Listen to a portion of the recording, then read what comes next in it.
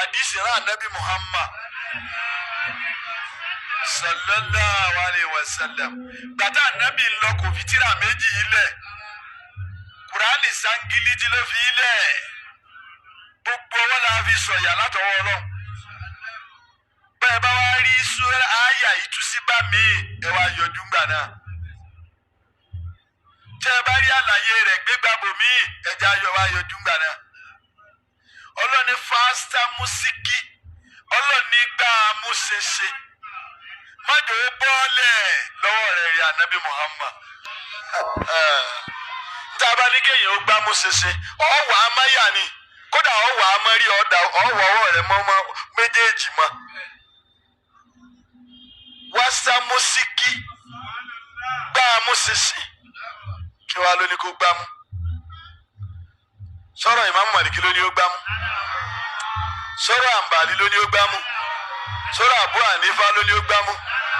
sọ̀rọ̀ Buhari ló ní ó gbà mú fásitá músíkì gbà mú ṣeṣe wàá má yà má jò ó bọ́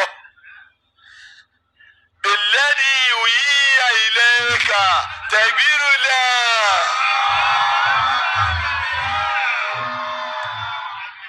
alukurani tí mo fi rán màláíkà Jìbìrìlù sí ẹ sírí ànábì Muhammad gbà múṣeṣe má jò ó bọ́ wàá má yà má jò ó bọ́ gbé eléri ọwọ́ àwọn ọmọ tábà tí ọkọ má bọ́ọ̀lẹ̀ lórí rẹ̀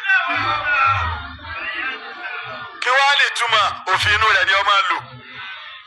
ìdájọ́ inú rẹ̀ ni ọ máa tẹ̀lé ọ gbọ́dọ̀ wò dájú èèyàn fi ṣẹ̀sìn ìdájọ́ tí ń bẹ nínú Kùránì òfin tí mo gbélé ọ lọ́wọ́ ni ọ máa fi kọ́ àwọn èèyàn lẹ́kọ̀ọ́ ẹ̀sìn tèmi Ọlọ́run tó máa gbá múṣeṣe nù. ẹ máa gbọ́ ẹ̀yin èèyàn mi ẹ máa gbọ́ Kùránì kò tí ì tán síbẹ̀ o Suratu Surufu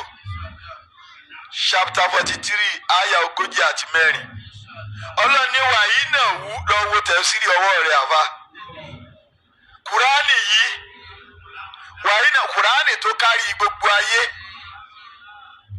wàyí náà wú Kùránì tó kárí gbogbo ẹ̀yà àti èdè àti ìran làsíkìrù lẹ́kà ìrántí ló jẹ́ fún ya Ànábì Muhammad ìrẹ́ fúnra rẹ̀ máa fi Kùránì rárá rẹ̀ létí ntọ́lọ́wọ́n ọba rẹ̀ fẹ́ àti tí ò fẹ́ kí wọn náà má kọjá ẹnu àlà kọ́ má dẹni ìyá wájú mi wàyí náà àní Kùránì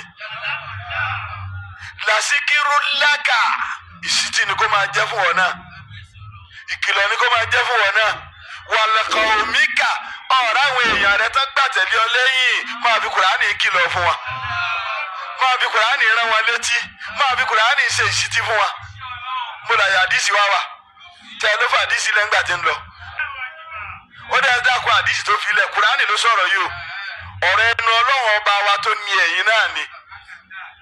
Ànábì tẹ ló sọ̀rọ̀ ní Ọlọ́run bá wí ń bí sallallahu alayhi wa sallam Ànábì tẹ ń parọ́ ọmọ òun gángan lọ́lọ́run ọba ń kìlọ̀ fún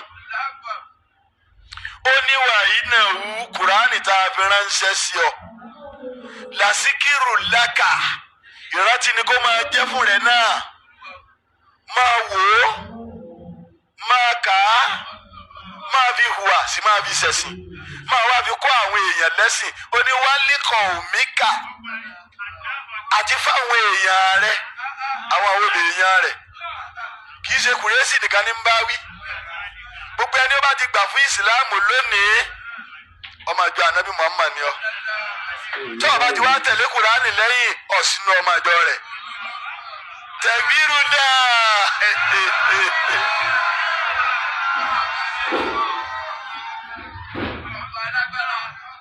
lè lọ mọ́lọ́ lọ́wọ́ sẹ́ gbogbo ẹ̀yin àníbẹ̀ bá wá bí tẹ́ ẹ bá kó wa tẹ́ ẹ dà wá sẹ́wọ̀n ìdájọ́ yín ayé tó mọ náà nù sẹ́ tẹ́ ẹ bá mú wa ní kọ̀ọ̀kan tẹ́ ń pa wá pa wá ara wa lẹ pa ẹ̀mí wa rí ipa tó bá ní gbangba àlìkíámà Olúwa mi ó gbé yín dìde yóò gbá wa náà dìde àtúnkúra wa lójú.